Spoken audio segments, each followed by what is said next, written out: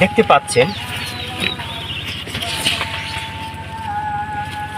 বাংলাদেশে বর্তমানে বিভিন্ন জায়গায় বারিলতি রাজকচু এক চাষ হচ্ছে। তবে সে জাতটি আদৌ বারিলতি রাজকচু একের অরিজিনাল জাত কিনা সে প্রশ্ন থেকেই যায়। প্রিয় দর্শক, আপনাদের জাতটি দেখেন, এত লতি যেটা কল্পনার বাইরে। দেখেন এই একটা লতি মোটামুটি 2 হাত লম্বা হয়েছে। এই দেখেন লতি, প্রত্যেকটা গাছে কিন্তু অসংখ্য লতি। কখন বারিলতি রাজকচু এক চাষ করবেন? প্রিয় দর্শক, বারিলতি রাজকচু এক চাষ সারা বছর করা যায়। তবে এ সময় যদি আপনি বারিলতি রাজকচু এক চাষ করেন, ভালো মানের বীজ হলে মোটামুটি 45 দিনের মধ্যেই লতি কম বেশি উৎপাদন করা যায়।